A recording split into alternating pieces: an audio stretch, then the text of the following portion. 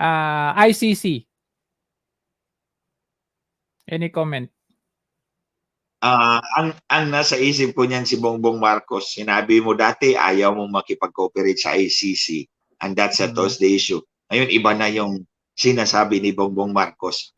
Walang pinagkaiba sa issue ng Smartmatic. Dati ayaw niya. Ngayon, tila mahal na mahal niya. Kung hindi dahil sa pressure natin, nabipilitan silang mag-eksena. West Philippine Sea. In other words, China Sea. walang isang salita si Marcos. Walang isang salita si Marcos. Okay. West Philippine Sea or South China Sea? I mean, West Philippine Sea or South China Sea in general. Actually, meron akong meron akong pinangangambahan dyan sa South China Sea or West Philippine Sea. Yung pivot ni Marcos Jr. towards the United States kasi yung binigyan niya ng access via EDCA yung Amerikano sa mga base militar natin, especially in the north. Yun is actually a direct provocation to China.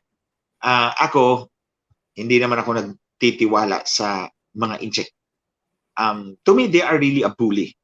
And if given the chance, I would side with the Americans. Okay, I would side with the Americans because I cannot live with being bullied by China. I cannot live with that. Pero meron akong pinangangambahan dyan na yung pagbigay ng access to the United States to military sites of the Philippines in the north is a direct provocation to China. And knowingly sa Marcos and sa Marcos, they will always cling to power. Ito, especially itong sa Smartmatic. I always tie this with Smartmatic. Gusto nila na Smartmatic ang gagamitin dahil gusto nila yung anak nila maging presidente rin. That is in itself clinging to power. And then, isisingit si Tambaloslos in between. Di ba? Marcos Jr., isisingit si Tambaloslos in between to hold the fort kasi bata pa yung anak. Kasi Sandro Marcos sa 2034. There's another possibility na deliberate yung or strategic yung reasoning ni Marcos sa pagbigay ng mga camps na yan to the Americans. Strategic yung strategic not in the sense of strategic for our country but strategic for himself. Strategic for himself. If in case war breaks out between China and Taiwan, China and Taiwan, the US will defend Taiwan. So, automatic, kasama na tayo doon sa giyera. Because may mga American forces in the north, malapit sa Taiwan. So, the US has already vowed to defend Taiwan. So, kung China forcibly takes Taiwan, the US defends, kakaladkad na tayo doon. And Marcos Jr. declares an emergency government. He will remain in power while the war goes on. So that's another extension of power. That's another aspect. Hindi ako nagtitiwala nitong mag-asawang ito eh. Kasi when it comes to power, ano sila eh, lasing sa kapangyarihan. That's one aspect that I'm really looking at. Deliberate strategic yung pivot to the Americans so that in case of war, magkagulo ang Pilipinas, Marcos remains the president. In power. Okay.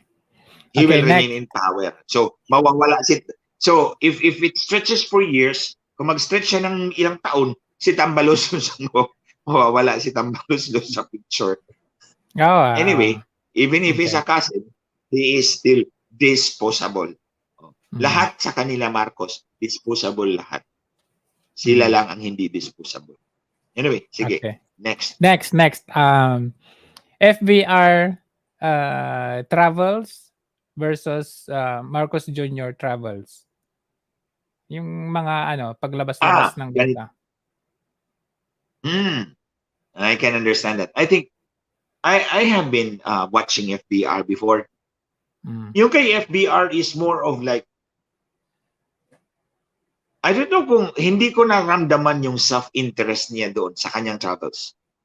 Hindi ko naramdaman yung yung self-interest ni FBR na Mhm. lumabas sa bansa para lang to proclaim himself that he is the president of the Philippines. It's more of like, Mhm. di ba palaging sinasabi ni FBR, investment. I'm the best salesman for the country. To that extent, Mhm. I tend to believe him. Oh, he's the best salesman for the country. To that extent, I believe him. Iba yung kay Mhm. Marcos. Nararamdaman ko yung self-interest niya. Kasi mga kababayan, go back to history. Napatalsik yung tatay niya. It's a black mark for the Marcos family, for the Marcos name. Now, na nailuklok siya dyan ng taong bayan with the big help of Smartmatic, he wants to proclaim to the world Marcos is back in power para matanggal yung black mark sa kanilang pangalan. Matanggal yung Cleansing. black mark for once and for all sa kanilang pangalan. He's going everywhere, every opportunity. Hindi naman ako naniniwala na inimbita talaga yan siya. There are times that si Tambaluslos ang nagmamaniobra na maimbita.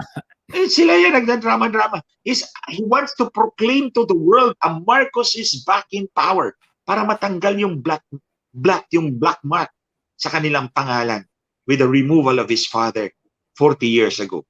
So this is his opportunity to announce to the world, hey, Marcos is back in power. We are back in power. We were victimized. Yun yung ibig sabihin niya. Yun yung mensahe niya eh. Yes. Hindi naman niya sinasabi, pero that is the message he's imparting. We were wrongly removed from power 40 years ago. That's why I'm back here. And I'm here to announce it to you. Kaya, travel ng travel. Diba? Halos yung kada buwan, lumalabas. Kung saan-saan na pupunta. Wala namang nadadala. Gastos lang. O diba? Mga kababayan, tingnan mo si President Duterte. Hindi naman ganun si President Duterte. Look at it. Compare mo yung dalawa na yan. The two immediately preceding presidents. The successor and the predecessor. Hindi ganun si Presidente Duterte. Wala siyang ganung self-interest. Wala siyang ganung interest na mag-proclaim sa kanyang sarili. Ito, may interest siya na linisin yung pangalan ng kanyang pamilya to remove the black. That's why he keeps traveling abroad at your expense. Imagine. Not Siya to na nga may mention yung kasalanan, tayo pa. Not to mention, attorney, yung undisclosed F1. secret trip. Yung secret trip na yun. Di ba? Wala. Dito lang tayo sa open na ginagawa talaga niya. O remember, tingnan nyo mga kababayan. Tingnan nyo. Pumunta ng Amerika sa San Francisco. Dumaan pa ng Hawaii. Kasi ang sabi niya, magpapasalamat siya. You don't have to do that. You can just pick the phone and call them to thank them. Hindi mo kailangan dumaan doon. Kailangan niya dumaan doon para ipakita. Dito kami dati as exiles. I'm back as president. Yan, gumastos na naman tayo ng pag-arkila ng Philippine Airlines na malaking aeroplano. We don't need to do that. He just wants to use you. Gagamitin tayo para sa kanilang sariling interest. Next, Kuya Jojo. Okay, next. Yung ginawang pag-hearing doon sa SMNI, doon sa House of Congress, anong masabi niyo doon? Okay. May nabigay na akong comment yan sa SMNI. I mean, they called me up actually nung 1 hour after na lumabas yung disqualification, they called me up to ask for my comment. At nasa pag-usapan namin yung sa investigation. Ang sabi ko kasi is that i-consider natin na hindi kayo iniimbestigahan on the basis of a renewal. May prangkisa kayo, di ba? The franchise is for 25 years. So, matagal pa yung expiry ng kanilang franchise. So, ngayon, bigla silang pinatawag sa House of Representatives dahil iniimbestigahan sila. To my mind, as a lawyer, it may constitute a prior restraint. Prior restraint or subsequent punishment. Prior restraint in the sense na yung prior restraint at subsequent punishment, ito yung dalawang konsepto on freedom of speech. Yung freedom of speech. It is our constitutional right, di ba? Freedom of speech and expression. Constitutional right yan. So pag sinabi mong prior restraint, hindi pa lumabas yung word sa bibig mo, pinigilan ka na. Okay? Oh, anong example niyan? Hindi ka pa nakapagsalita, pinigilan ka na. Gag order is an example. Isuan ka ng gag order. O hindi ka pwede magsalita, may gag order ka. That is prior restraint. Now, pag prior restraint, presumed unconstitutional. So, presumed unconstitutional yan. Pag ako, as a lawyer, gusto ko magsalita about this, tapos may issue ng gag order sa akin, yung pinaisuan ako ni Lisa Marcos ng gag order. O tulad kay Lenny Robredo at the time, nung salita ako ng salita tungkol sa protesta, actually nag-file siya ng motion sa Supreme Court. Pinaisuan ako ng gag order. So, sumagot ako, yun yung 250-page na comment ko, na hindi nag-issue ang Supreme Court ng gag order. Because they know that a gag order is a form of prior restraint. And prior restraint is presumed unconstitutional. So pwedeng mangyari, we can interpret it this way or argue it this way. Inimbestigahan nyo kami with the end in view na hindi na kami magre-report tungkol sa inyo. That's a prior restraint.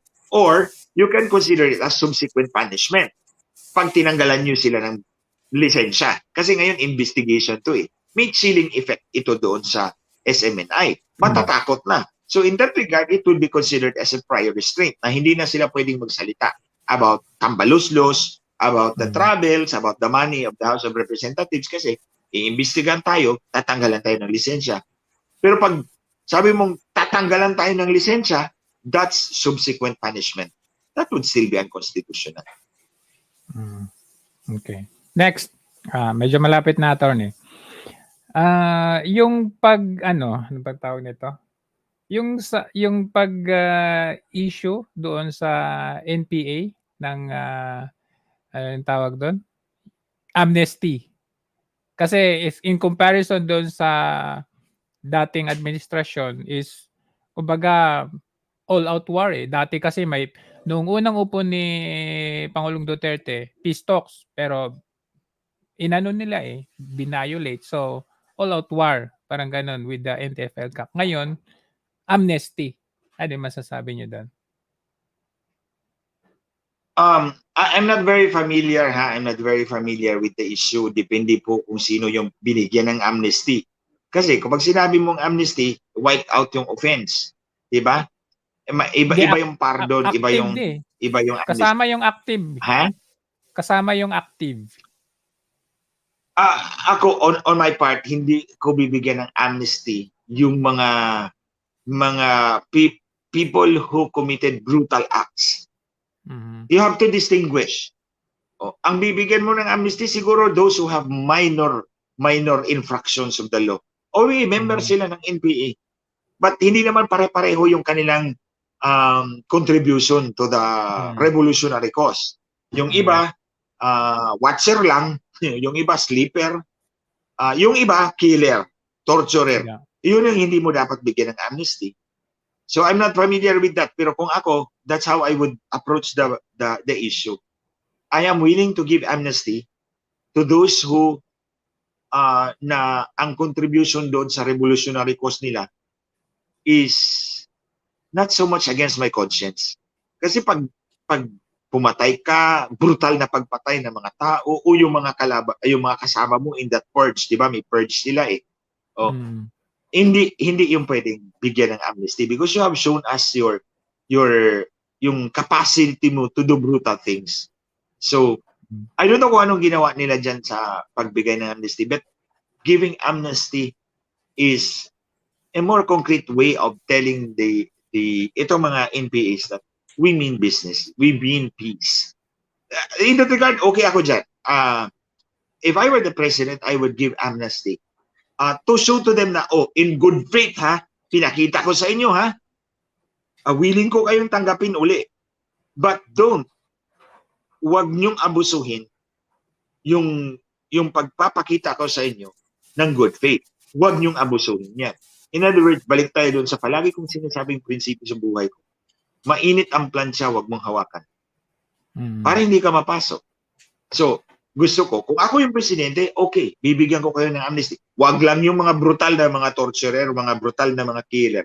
Kasi pinakita nyo na sa amin na you have no redeeming value. Wala kayong redeeming value. So, hindi kayo pwedeng mag-amnesty. Yung mga minor ang contribution, sige, amnesty kayo. Papakita ko sa inyo, good faith ng gobyerno. And that will be the basis of a good peace talks para masolve na natin yung problema na to. O sige, pagbigyan ko kayo ng amnesty. Pakita ko sa inyo, good faith yan. Mag-usap tayo. Let's sit together, end this peacefully. Except lang yung mga brutal na mga tao. Kasi, pinakita nyo na sa amin, hindi kayo kayang pakiusapan. But, huwag niyong abusuhin yung amnesty because mainit ang plancha. Kaya hindi ka mapasok, huwag mong hawakan. Tama. Yun ang masabi ko about that. Okay, ito na, pinakahuli. Duterte, particular PRRD. You know, ang matandaan ko lang talaga kay President Duterte, I met him actually in person doon sa loob ng Malacanang. Ito yung pagkamatay ni Richard, yung pagpatay kay Richard. That's something that I will never forget about Duterte. Regardless of anong sasabihin nila. Meeting actually nila yung mga police, tapos kami, yung pamilya ni Richard, tapos ako. Tapos hiningi ko sa kanya yung investigasyon. Pinagbigyan naman ako. To that extent, I'm very grateful. I'm always grateful. At least, hindi man ako malapit kay Duterte, unlike dito kina Marcos in the last 6 years. Hindi man ako ganun kalapit kay Duterte. At least hindi naman ako sinaksak sa likod. Hindi ako sinaksak sa likod. Tinulungan pa ako at tinulungan ng totoo. Ito naman kay Marcos, couple, itong dalawang mag-asawa. Kunyari kaibigan ako, tapos at the end of the day, sinaksak ako 3 beses. Parang si Pedro yata yun, di ba? St. Peter denied Christ 3 times before the cock crows. Parang ganun. 3 beses din ako sinaksak nitong mag-asawang nito. And I'm sorry if I'm very graphic about this. Para ma-picture ninyo kung anong ginawa nitong mag-asawang ito. Pero hindi ko sila ni-reachbackan because of what they did. Ginawa ko tong expose na to, itong revelation na to, dinisclose ko kung anong nangyari because you deserve to know. Kailangan malaman ng tao. Okay, last na sana yun humahabol si kapatid Dangsky. Ito na yung last na talaga. Glenn Chong for President 2028. Ate Dansky, I think that's the most impossible thing to happen.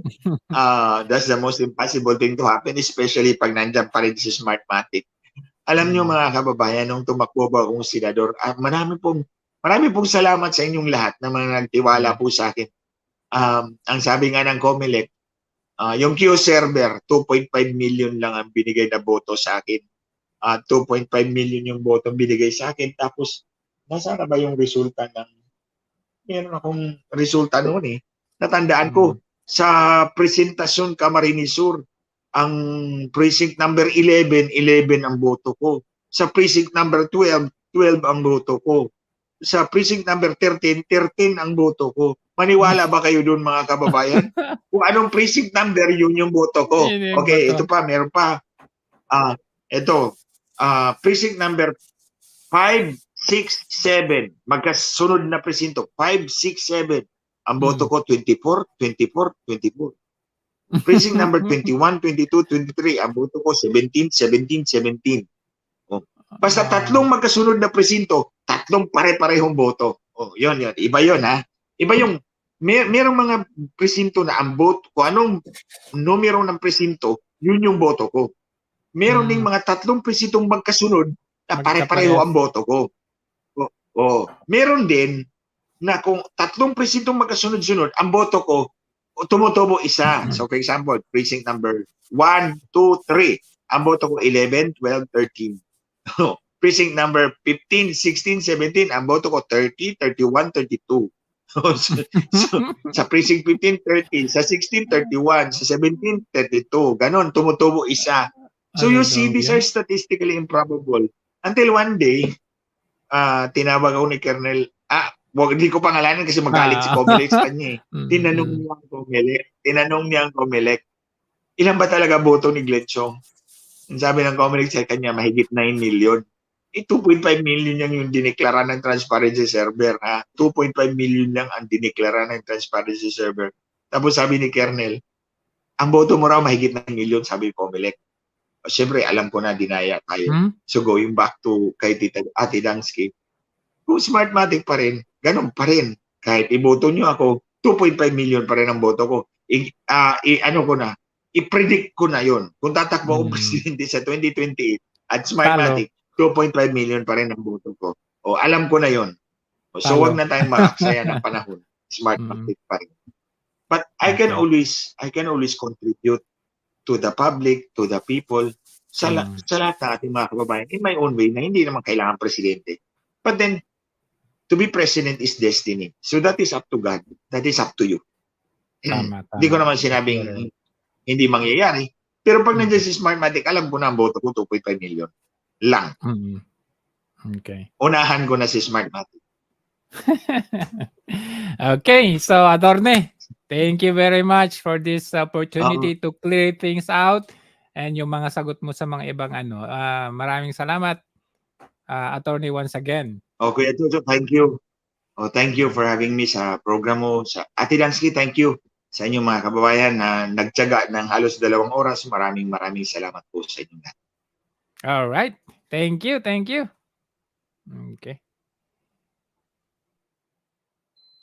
Ayan. So, ayan. Diyan po nagtatapos yung interview natin with Attorney Glenn Chong. Sobrang napaka-open niya.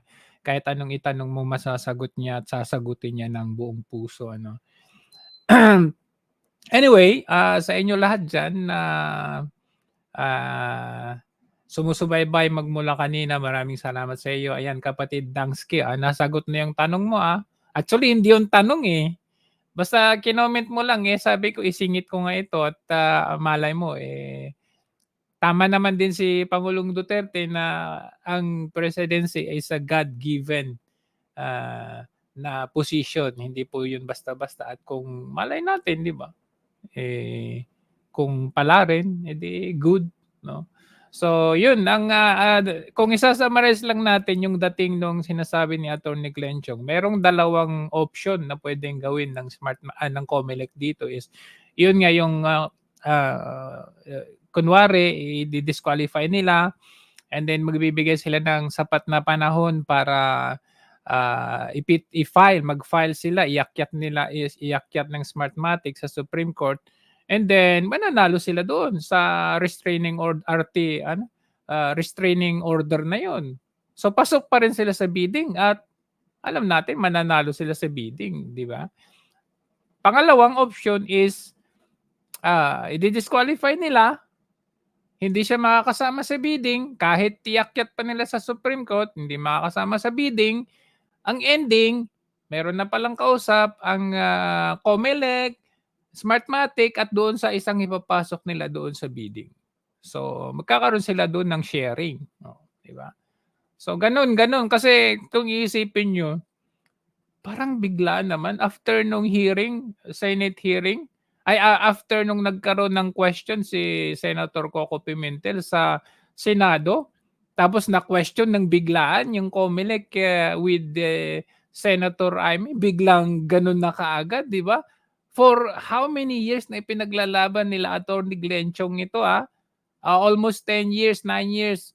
Tapos biglang ngayon, I mean, kung i-disqualify man nila, there has to be a very big action. Hindi lang yung bigla na lang nagpa-press con or bigla nang nag-report, tanggal na.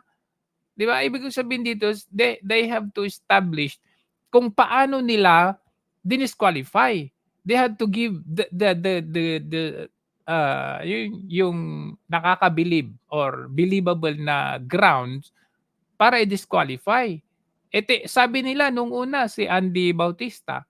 Nung tinanong about ka Andy Bautista, sabi nila under process pa, hinihearing pa. So paano ka nagkaroon ng decision na i-disqualify yung Smartmatic when in fact ongoing pa yung hearing doon kay Andy Bautista? 'Di ba? Kasi sabi hindi naman sila doon sa ground nung kay petition ng kampo ni General Rio. So Saan sila bumabase? Sabi nila, "Oh, hindi sa ano namin, sa administrative function namin." O bahala na actually ang sabi, "Bahala na kayo kung ano yung ano sa tingin niyo kung ano yung ginamit namin, kung yung quasi-function namin o yung administrative